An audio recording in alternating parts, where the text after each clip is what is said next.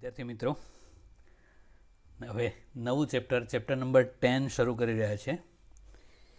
આપણે ચેપ્ટર 9ની શરૂઆતમાં વાત કરેલી કે પ્રકાશશાસ્ત્ર 3 પ્રકારના હોય છે. પહેલું કિરણ પ્રકાશશાસ્ત્ર, એ ચેપ્ટર 9માં આપણે જોયું. હવે તરંગ પ્રકાશશાસ્ત્ર કરવાનું છે, જેમાં પ્રકાશ તરંગ સ્વરૂપે વર્તે છે એ હકીકતનો ઉપયોગ કરેલો છે. અને આના પછીના ચેપ્ટરમાં જે ક્વોન્ટમ પ્રકાશશાસ્ત્ર છે, જેમાં પ્રકાશ કણ સ્વરૂપે વર્તે એવું છે. તો શરૂઆત કણ સ્વરૂપથી થયેલી, પણ એ તરંગવાદથી કેવી રીતે જુદો પડે છે એ પહેલાં સમજાવવાનું છે.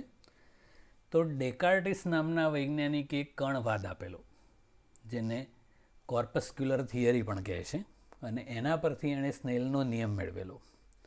પણ એમાં એક પ્રોબ્લેમ હતો. વક્રીભવન દરમિયાન પ્રકાશનું કિરણ એક માધ્યમમાંથી બીજા માધ્યમમાં પ્રવેશે ત્યારે એ બંને માધ્યમોને અલગ કરતી જે સપાટી હોય, એ બે માધ્યમોનું આંતરપૃષ્ઠ, ત્યાંથી પ્રકાશનું કિરણ કાં તો લંબ તરફ વળે કાં તો લંબથી દૂર તરફ. જો લંબ તરફ વળે તો બીજું માધ્યમ છે એ ઘટ્ટ માધ્યમ હોય, અને ડેકાર્ટિસે એવું કીધું કે બીજા માધ્યમમાં પ્રકાશની ઝડપ વધી જાય. પણ પ્રેક્ટિકલી એવું સાબિત થઈ ગયેલું છે કે હવા કરતાં પાણી કે કાચ જેવા જે પ્રકાશીય ઘટ્ટ માધ્યમો હોય એમાં પ્રકાશનો વેગ ઓછો હોય છે, જ્યારે ડેકાર્ટિસે એવું કીધું કે વધારે હોય. તો એ હકીકત કરતાં ઉલટું છે. તો આ યોગ્ય નહોતું.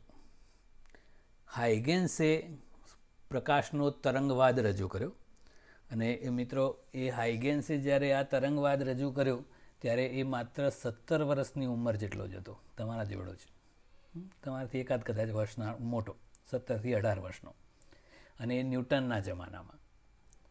તો એણે ગાણિતિક રીતે, ભૌમિતિક રીતે એવું કીધું કે પ્રકાશ તરંગ સ્વરૂપે વર્તે, અને એ તરંગવાદથી એણે પ્રકાશના પરાવર્તન અને વક્રીભવનની ઘટનાઓ પણ સમજાવી.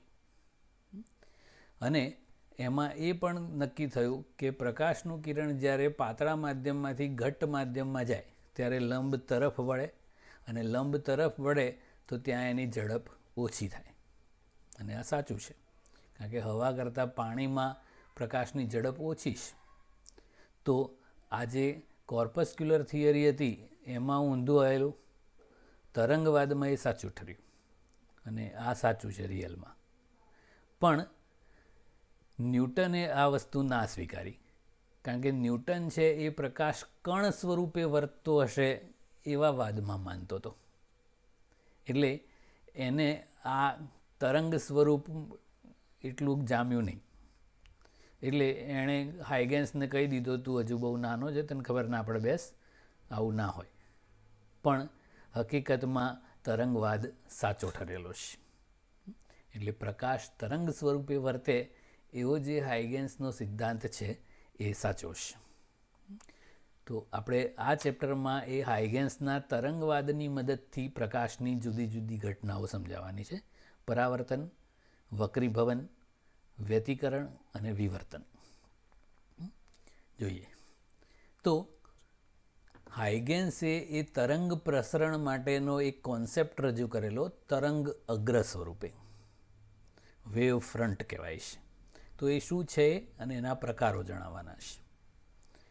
તો આપણે એક ઉદાહરણ તરીકે લઈએ કે એક શાંત પાણી હોય તળાવનું, એની અંદર પથ્થર ફેંકીએ તો આ રીતે વલયો ઉત્પન્ન થાય છે, અને એ બધી જ બાજુ બહાર તરફ એક સરખી ઝડપથી પ્રસરે છે.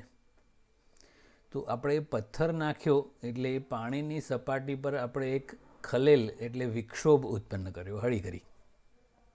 તો એ વિક્ષોભની અસર છે એ ક્રમશઃ બહાર તરફ બધી બાજુ એક સરખા સમયમાં એક સરખું અંતર કાપે છે, અને એના કારણે આવા વલય ઉત્પન્ન થાય છે. તો આની ખાસિયત શું છે કે આપણે અહીંયા જોઈએ અથવા અહીંયા, આ બે સેમ જ વસ્તુ છે. આ એનિમેટેડ છે, આ ઓરિજિનલ છે.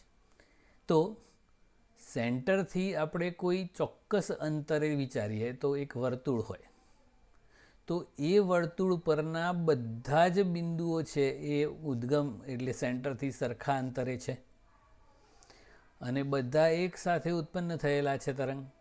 એટલે એ સર્કલ ઉપર આવેલા બધા જ બિંદુઓ હોય એ એક સરખી કળાવાળા હોય છે. આખા વલય પરના તમામ બિંદુઓ છે એમની કળા એક સમાન જ હોય, કારણ કે એ એક સાથે ઉત્પન્ન થયેલા તરંગો છે અને બધા તરંગોએ સરખા સમયમાં સરખું અંતર કાપ્યું છે. માટે કોઈ પણ સમયે એ બધા કણોની કળા એક સમાન હોય છે. તો આવા સમાન કળામાં દોલન કરતા કણોના સ્થાનોને જોડતું કાલ્પનિક પૃષ્ઠ એને તરંગ અગ્ર કહેવામાં આવે છે. આ વ્યાખ્યા બરાબર યાદ રાખજો, આનો ભરપૂર ઉપયોગ કરવાનો છે. સમાન કળામાં દોલન કરતા કણોને જોડતું કાલ્પનિક પૃષ્ઠ એટલે તરંગ અગ્ર. આ કેસમાં જેમ વર્તુળાકાર છે ને, તો એક તરંગ અગ્રનો આકાર થયો. આ દ્વિપરિમાણમાં છે એટલે વર્તુળ છે. તો બીજા આકારો કેવા હોય એ તરંગ અગ્રના પ્રકારો આપણે જોઈએ.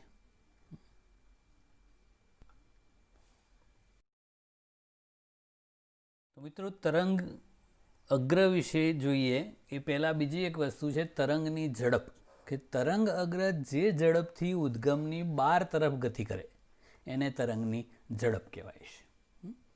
હવે એ તરંગ છે એમાં વાસ્તવમાં ઉર્જાનું પ્રસરણ થતું હોય છે. અને ધારો કે આવું વર્તુળાકાર કોઈ તરંગ અગ્ર વિચારીએ તો એ ઉર્જાનું પ્રસરણ છે એ તરંગ અગ્રને લંબ રૂપે આ રીતે પ્રસરતું હોય છે. કારણ કે તરંગો મારફતે વાસ્તવમાં ઉર્જા પ્રસરે છે. હવે એના પ્રકારોની વાત કરીએ તો પહેલું છે ગોળાકાર તરંગ અગ્ર. હવે એની માટે કન્ડિશન છે કે ઉદ્ગમ છે એ બિંદુવત હોવું જોઈએ. તો મિત્રો, આવું કોઈ બિંદુવત ઉદ્ગમ લઈએ, દાખલા તરીકે એક નાનકડો બલ્બ, તો એ બધી જ દિશામાં આ રીતે તરંગો પ્રસારિત કરે. એક સાથે ઉત્પન્ન થયા છે, બધાનો કંપ વિસ્તાર, બધાની પ્રારંભિક કળા બધું સરખું જ હોય. તો એ કોઈ ક્ષણે ધારો કે અહીંયા પહોંચે તો આ બધા કણોની કળા પણ એક સરખી જશે. તો આ બધા કણોની કળા સમાન છે એમને જોડતું કાલ્પનિક પૃષ્ઠ એટલે તરંગ અગ્ર. એ દ્વિપરિમાણમાં હોય તો વર્તુળ દેખાય, ત્રિપરિમાણ હોય તો આખો ગોળો બને. જેમ સમય પસાર થાય એમ તરંગો આગળ વધતા જાય એટલે આ તરંગ અગ્ર છે એ મોટું મોટું થતું જાય. તો આ ગોળાકાર તરંગ અગ્ર થયું. પણ આ પરફેક્ટ ગોળો ક્યારે બને? જ્યારે બધી બાજુ સરખા સમયમાં સરખું અંતર તરંગો કાપતા હોય તો. અને એવું તો જ બને જો માધ્યમ સમાંગ અને સમદિગ્ધર્મી હોય. આપણે 11મા ધોરણમાં આની વાત કરેલી કે જે માધ્યમમાં બધી જ દિશાઓમાં બધા જ ગુણધર્મો સમાન હોય એવા માધ્યમને સમાંગ અને સમદિગ્ધર્મી માધ્યમ કહેવાય છે. તો ગોળાકાર તરંગ અગ્ર રચવા માટેની આ બે કન્ડિશન છે. ઉદ્ગમ બિંદુવત હોવું જોઈએ અને માધ્યમ સમાંગ અને સમદિગ્ધર્મી હોવું જોઈએ.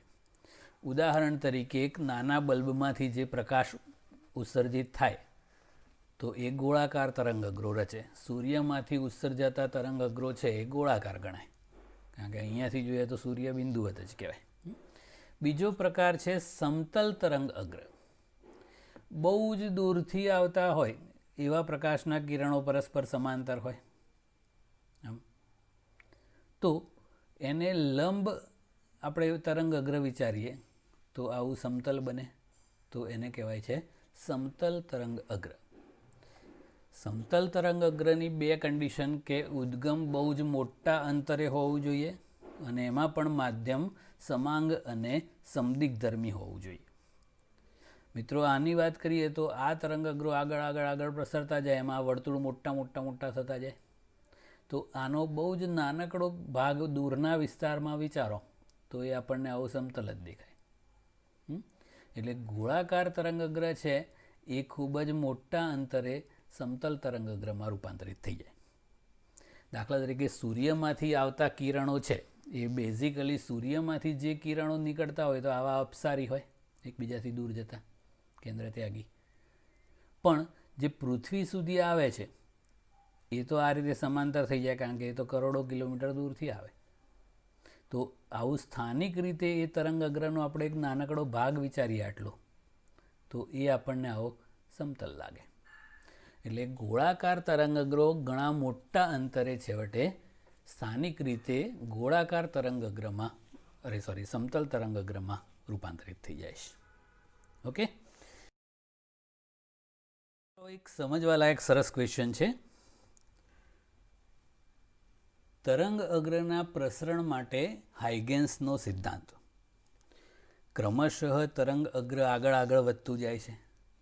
તો એક તરંગ અગ્રમાંથી બીજું તરંગ અગ્ર બનતું હોય, બીજામાંથી ત્રીજું, આમ ક્રમશઃ આગળ વધતું જાય. તો એ તરંગ અગ્રો આગળ નવા બનતા જાય અને પ્રસરતા જાય છે. તો એ કેવી રીતે પ્રસરે એની ભૌમિતિક સમજૂતી હાઇગેન્સે આપેલી. હાઇગેન્સનો સિદ્ધાંત છે એકચ્યુઅલી એક ભૌમિતિક રચના છે. એણે કોઈ પ્રયોગથી આ બધું બતાવ્યું નહોતું, એણે ખાલી ભૌમિતિક રીતે દોરીને બતાવેલું છે કે આ રીતનું હોય. હવે પહેલાં હાઇગેન્સના સિદ્ધાંતની ઉપયોગિતા એ છે કે કોઈ એક તરંગ અગ્ર હોય તો સૂક્ષ્મ સમય પછી નવું તરંગ અગ્ર ક્યાં અને કેવી રીતે રચાય અને કેવા આકારનું હોય એ જાણવા માટે આનો ઉપયોગ થાય છે. તો આપણે કોઈ એક તરંગ અગ્ર વિચારીએ, ધારો કે આ F1 F2 તરંગ અગ્ર છે. તો t=0 સમયે F1 F2 તરંગ અગ્ર એ ગોળાકાર તરંગ અગ્રનો એક ભાગ છે. હવે થોડાક સમય પછી નવું તરંગ અગ્ર ક્યાં રચાય એ આપણે સમજવું છે. તો એના માટે હાઇગેન્સનો સિદ્ધાંત છે. તો હાઇગેન્સે એવું કીધું કે તરંગ અગ્ર પરનું જે પ્રત્યેક બિંદુ હોય, દાખલા તરીકે આ એ જેવું, એક ગૌણ વિક્ષોભ ઉત્પન્ન કરે છે. એટલે કે ગૌણ વિક્ષોભના ઉદ્ગમ તરીકે વર્તે છે. આખા તરંગ અગ્રનું ઓરિજિનલ ઉદ્ગમ તો આ O છે, એમાંથી આ તરંગ અગ્ર ઉત્સર્જિત થઈને આગળ વધતું ગયું. હવે આ એ જેવા આવા જે બધા બિંદુઓ છે એ બધા ગૌણ ઉદ્ગમો તરીકે વર્તે અને પોતાનામાંથી નાના ગૌણ ગોળાકાર તરંગો ઉત્પન્ન કરે આ રીતના. અને એ બધા તરંગો છે એને બહારથી સ્પર્શતું પૃષ્ઠ બનાવો એટલે આપણને નવું તરંગ અગ્ર આપે. તો આ બધા ગૌણ ઉદ્ગમો બની ગયા.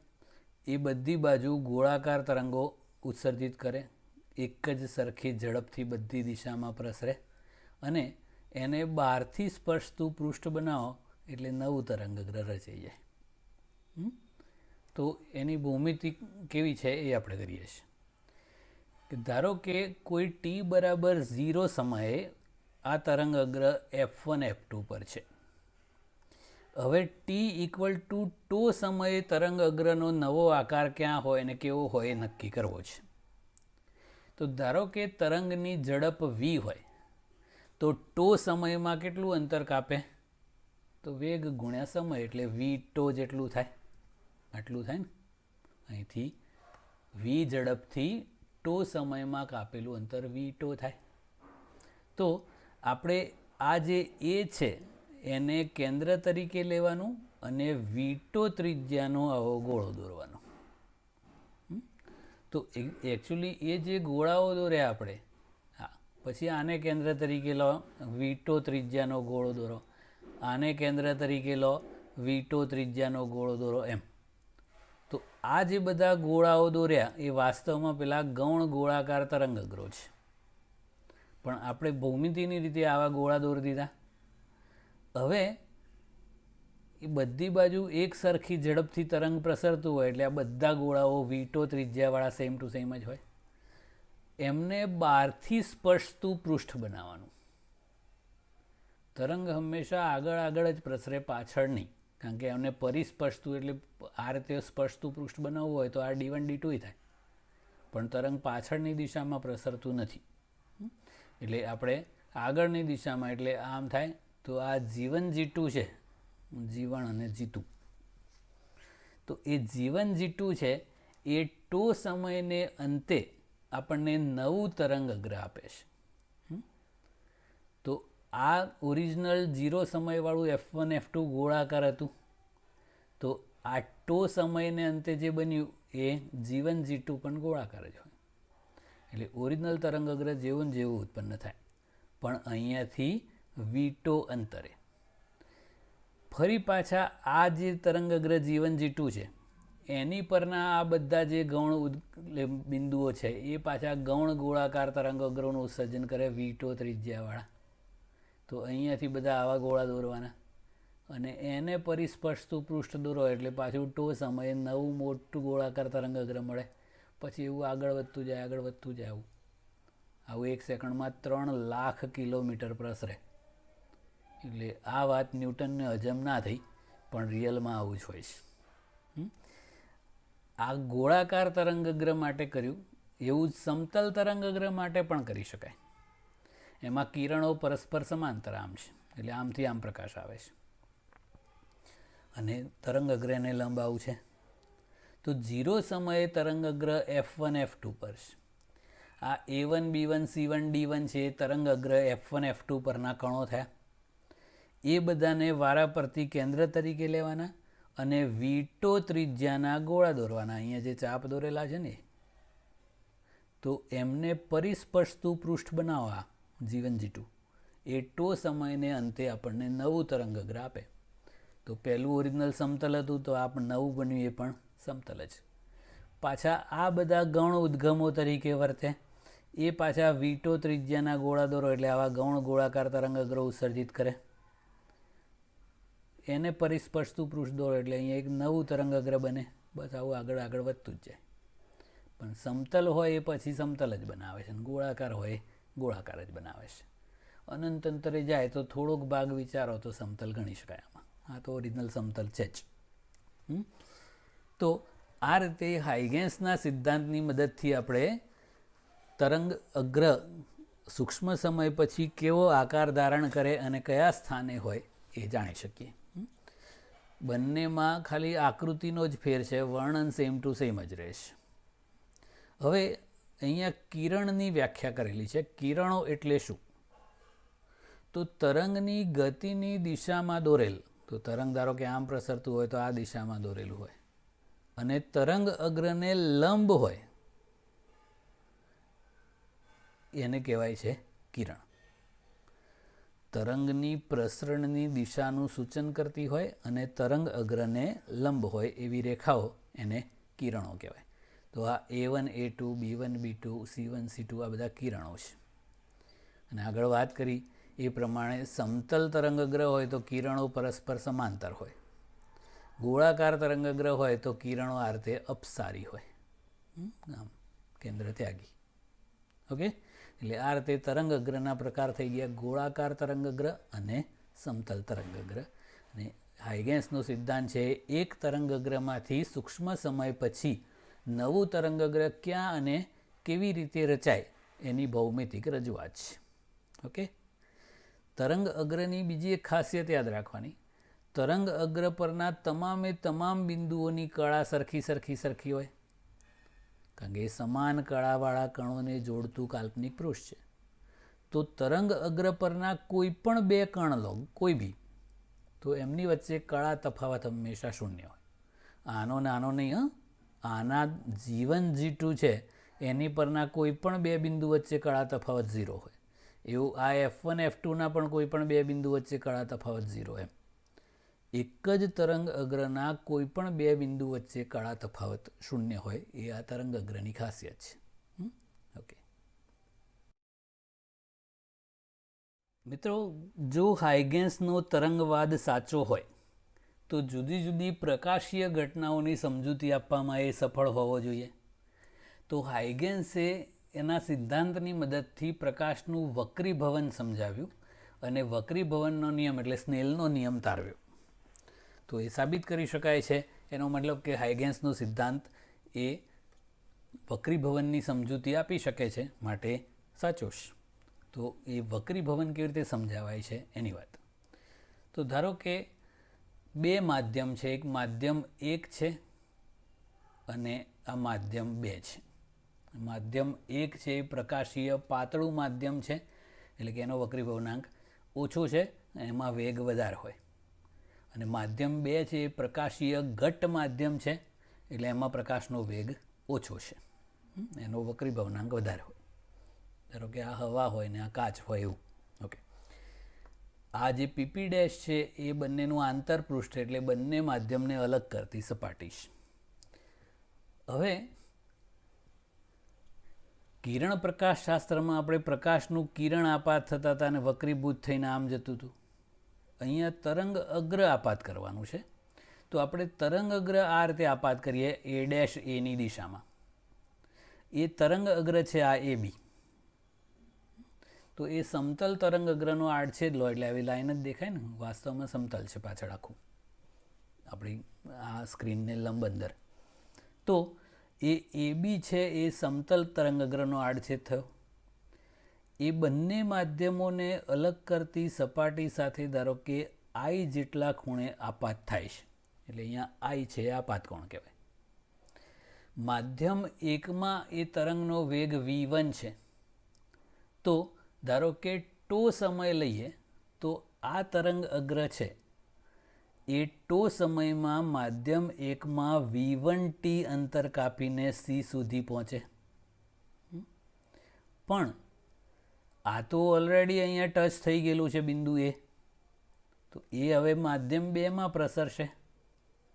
પણ માધ્યમ 2માં વેગ ઓછો છે, v2 છે, તો માધ્યમ 2માં એ પ્રસરતું હોય તો એ આમ આગળ વધતું હોય તો એ એથી ઈ સુધી જાય ત્યારે એ v2 જેટલી ઝડપથી ટો સમયમાં v2t જેટલું અંતર કાપે, જે માધ્યમ 1માં કાપેલા અંતર bc એટલે v1t થી નાનું છે. જો આ નાનું છે ને આ મોટું છે ને, એટલે લંબચોરસ નહીં દોરી દેવાનો. આ એ નાનું છે અને bc મોટું છે.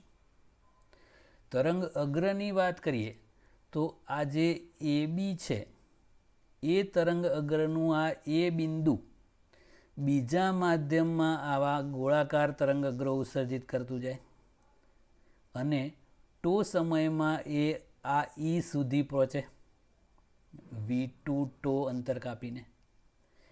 એ દરમિયાન બીમાંથી ઉત્સર્જિત થતું જે તરંગ અગ્ર છે એ આમાં માધ્યમ 1માં પ્રસરે અને v1 ટો અંતર કાપીને ટો સમયમાં c પર પહોંચે. તો ટો સમયને અંતે એ વાળું જે ગૌણ ગોળાકાર તરંગ અગ્ર છે એ માધ્યમ 2માં ઈ પર પહોંચે છે અને બી વાળું જે ગૌણ ગોળાકાર તરંગ અગ્ર છે એ માધ્યમ 1માં c પર પહોંચે છે. તો ટો સમયને અંતે નવું તરંગ અગ્ર કરવું હોય તો આ અને આ એ બંનેને સ્પર્શતું એક પૃષ્ઠ દોરવાનું આવું CE. તો આ જે પૃષ્ઠ છે એ ટો સમયને અંતે વક્રીભૂત તરંગ અગ્ર આપે છે, બીજા માધ્યમમાં છે એટલે વક્રીભૂત કહેવાય.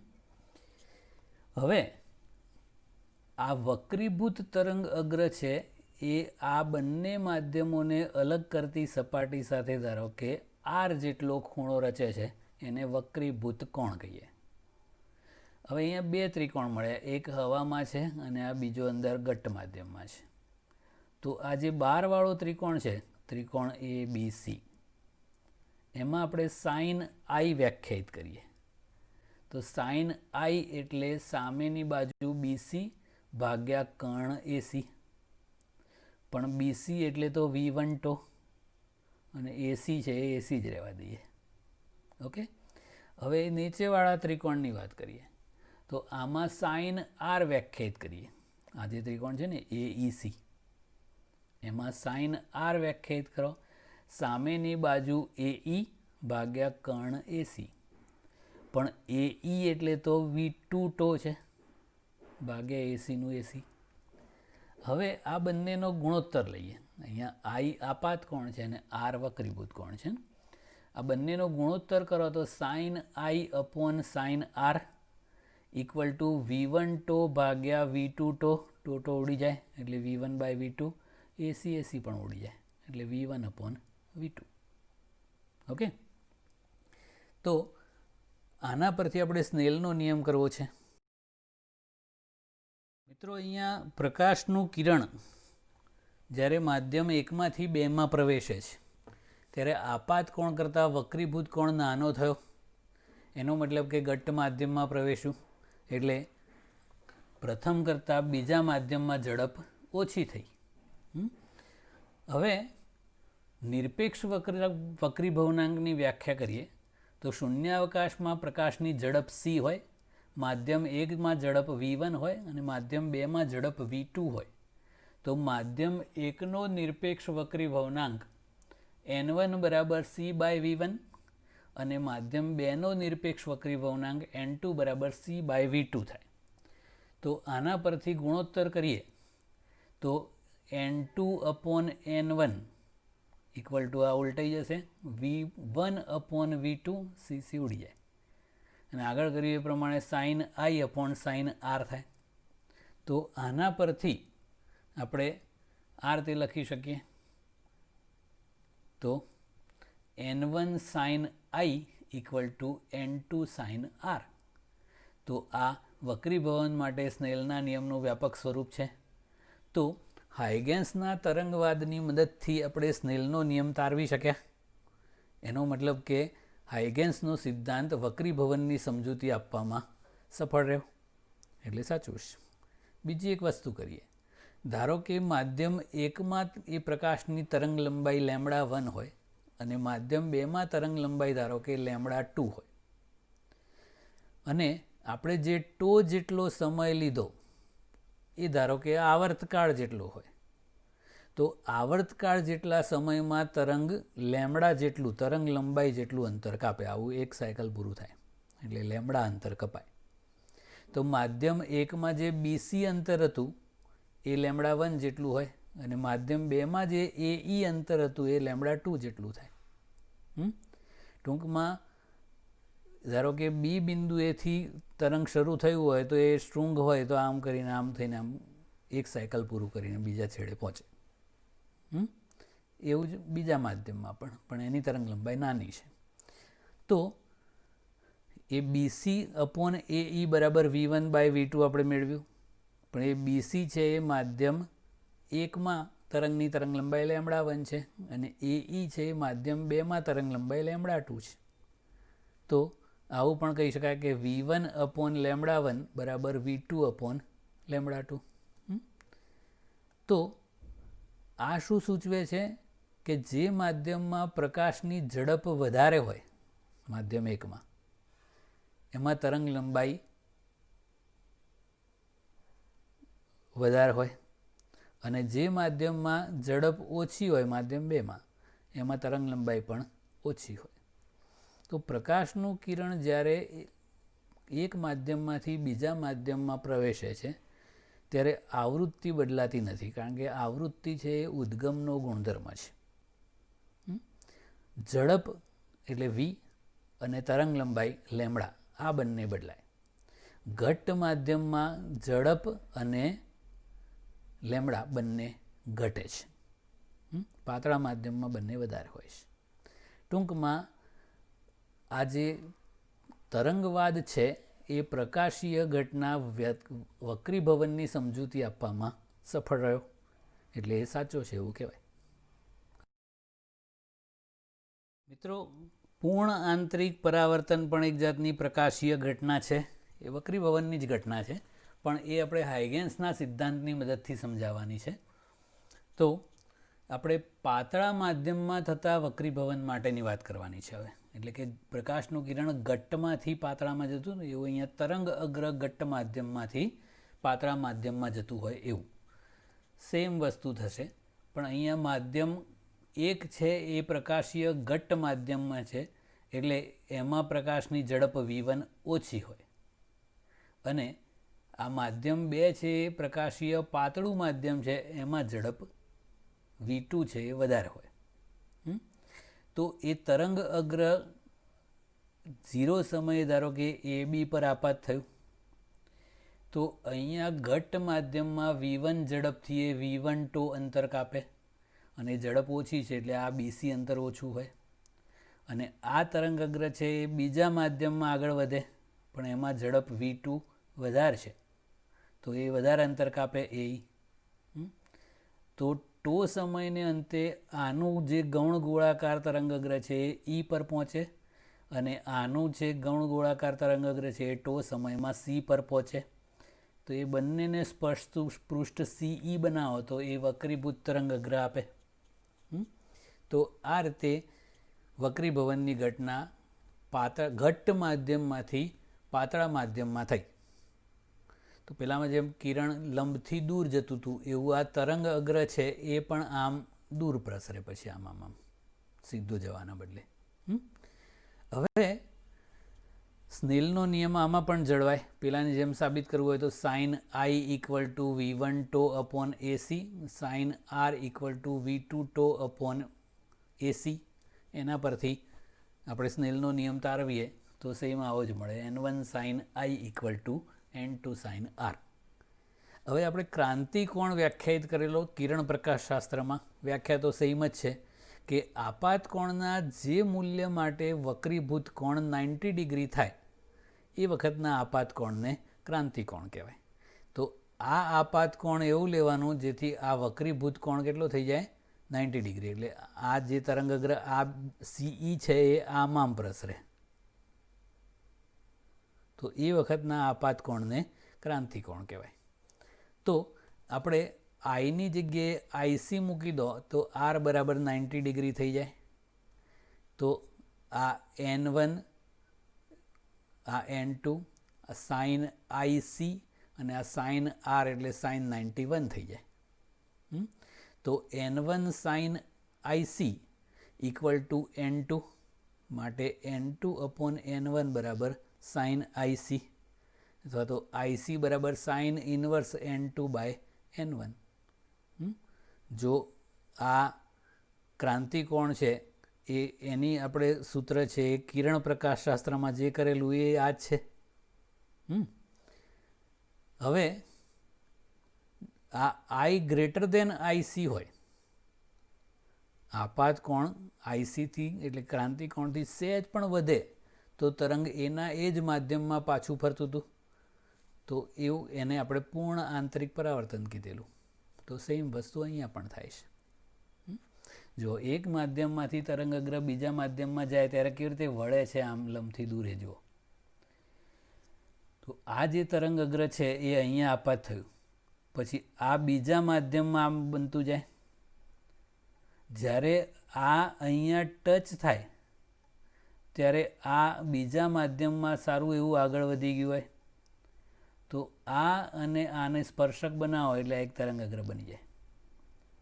પછી તો એનું એ જ બીજું જ માધ્યમ રહે છે એટલે એમ જ જતું રહે. તો આ રીતે એક માધ્યમમાંથી બીજા માધ્યમમાં તરંગઅગ્ર પ્રસરે એટલે આ રીતે વળી જાય છે. જો આમ સીધું આમ આવવાના બદલે આમ જતું રહેશે. તો આ રીતે વક્રીભવન થાય. અને જો પાતળામાંથી ઘટ્ટમાં આવતું હોય તો આમ વળે, આમ જવાના બદલે આમ જાય. અને પૂર્ણ આંતરિક પરાવર્તન થતું હોય તો આ જે આમ ત્રાંસું છે એના બદલે આમ જતું હોય, લંબ થઈ જાય. ઓકે, ટૂંકમાં હાઇગેન્સના તરંગવાદથી આપણે વક્રીભવનની ઘટનાની સમજૂતી સારી રીતે આપી શક્યા.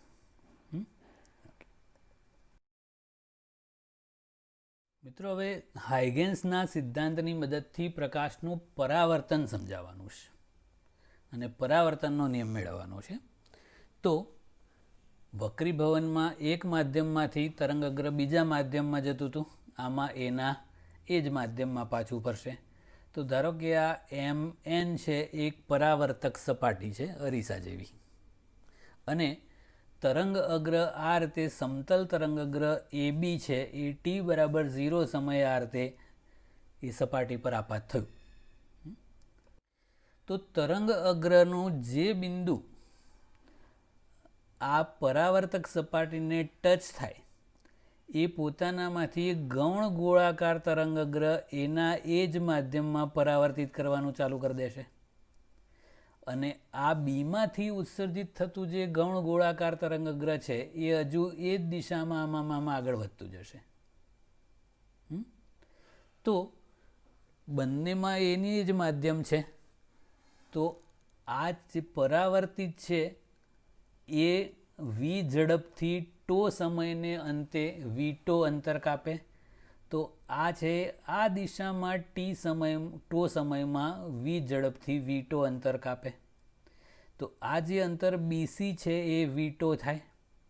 અને એ દરમિયાન એમાંથી ઉત્સર્જિત થયેલું જે પરાવર્તિત ગૌણ ગોળાકાર તરંગગ્ર હોય એ એથી ઈ સુધી જાય એ પણ વી અંતર જ કાપે. કેમ બંને સરખા થયા? બંને એનું એ જ માધ્યમ છે, બંનેમાં ઝડપ સરખી છે, સમય પણ સરખો છે, એટલે બંને સરખા સમયમાં કાપેલા અંતરો સરખા થયા. તો આ પરાવર્તિત તરંગગ્રહે ટો સમયમાં કાપેલું અંતર વી અને આ આપાત તરંગગ્રહે ટો સમયમાં કાપેલું અંતર બીસી એ પણ વી જ થાય. તો હવે બે ત્રિકોણ ધ્યાનમાં લઈએ આપણે. એક આપાતવાળો છે એ કયો? આ BAC વાળો. અને બીજો પરાવર્તિત વાળો છે આ EAC વાળો. આ કાટખૂણો છે, એમાં આ કાટખૂણો છે. આ આપાતવાળા ત્રિકોણનો આ કર્ણ છે AC, તો આ પરાવર્તિતવાળા ત્રિકોણનો કર્ણ પણ AC જ છે. તો આ બે ખૂણા સરખા છે, આ બે બાજુઓ સરખી છે, માટે આ બે ખૂણાઓ પણ સરખા થાય, એટલે I = R થાય. તો એ તો પરાવર્તનનો નિયમ છે. તો આપાત કોણ અને પરાવર્તન કોણ સરખા છે એ સાબિત થયું. ઓકે, એટલે ટૂંકમાં હાઇગેન્સના સિદ્ધાંતની મદદથી પ્રકાશનું પરાવર્તન પણ સમજાવી શકાય છે. ઓકે, હવે થોડીક સામાન્ય માહિતીઓ છે. સમતલ તરંગગ્રો પ્રત્યે પ્રિઝમ, લેન્સ અને ગોળાકાર અરીસાની વર્તણૂક જરૂરી આકૃતિ દોરીને સમજાવો. જોઈએ શું છે. પહેલાં પ્રિઝમ માટે કહીએ તો આવો એક પ્રિઝમ છે, એની પર આવું સમતલ તરંગગ્ર આપાત કરીએ તો એ અહીંયા આવશે આમ. હવે આ જે તરંગગ્ર આને ટચ થયું એ હવે કાચમાં મુસાફરી કરશે અને અહીંયા વાળું હજુ હવામાં. પણ થશે શું કે અહીંયા જે છેડો છે એને પ્રિઝમમાં એટલે કે કાચમાં વધારે અંતર કાપવાનું છે અને અહીંયા જે હશે એને મોટા ભાગનું હવામાં કાપવાનું, કાચમાં તો થોડુંક જ કાપવાનું છે. હવે આપણને ખબર છે કે કાચ પ્રકાશીય ઘટ્ટ માધ્યમ છે, એટલે એમાં ઝડપ ઓછી હોય, એટલે અહીંયા વાળું જે તરંગગ્રહનો છેડો છે એ સ્લો થઈ જશે અને આ મોટા ભાગનું જેને હવામાં અંતર કાપવાનું છે એ છેડો ફાસ્ટ જશે. તો એ પ્રિઝમમાંથી વક્રીભવન પામીને બહાર નીકળ્યા પછી અહીંયા વાળું જે ગૌણ ગોળાકાર તરંગગ્ર છે એ વધારે આગળ વધી ગયું હોય અને અહીંયા વાળું છે એ ઘટ્ટ માધ્યમમાંથી મુસાફરી કરીને આવે એટલે સ્લો હોય, એટલે એ પાછળ રહી ગયું હોય, એટલે એ તરંગગ્ર આવું ત્રાંસું થઈ જાય છે. એટલે જેમ પ્રકાશનું કિરણ આમ થઈને આમ જતું હતું ને એવું તરંગગ્ર આમ આપાત કરો તો એ પણ આમ ક્રમશઃ નમીને આમ જતું જાય. ઓકે, એટલે આવું થાય છે. હવે બહિર્ગોળ લેન્સની વાત કરીએ તો બહિર્ગોળ લેન્સ ઉપર આ રીતે આપણે આવું સમતલ તરંગગ્ર આપાત કરીએ તો શું થશે કે એ સમતલ તરંગગ્રનું જે સેન્ટર છે એને બહિર્ગોળ લેન્સ વચ્ચે જાડો હોય એટલે એમાં વચ્ચે વધારે અંતર કાપવાનું હોય એટલે એ સ્લો થઈ જાય અને જે ધાર ઉપર હોય ત્યાં બહિર્ગોળ લેન્સ પતલો હોય એટલે એને હવામાં વધારે પણ કાચમાં ઓછું અંતર કાપવાનું હોય એટલે એ ફાસ્ટ હોય. તો બહાર નીકળ્યા પછી જે આ જે ધારવાળા છે એ ગૌણ ગોળાકાર તરંગગ્ર આગળ વધી જાય, કારણ કે કાચમાં થોડુંક જ અંતર કાપ્યું, બાકીનું બધું હવામાં ફાસ્ટ કાપે. જ્યારે વચ્ચેવાળા જે હોય એ કાચમાં વધારે અંતર કાપે એટલે સ્લો થઈ જાય એટલે એ પાછળ રહી જાય.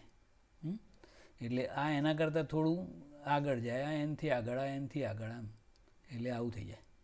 અને આમ કરતાં કરતાં કરતાં કરતાં આગળ વધે અને એક ચોક્કસ બિંદુએ ભેગું થઈ જાય. આવું થાય. જુઓ તો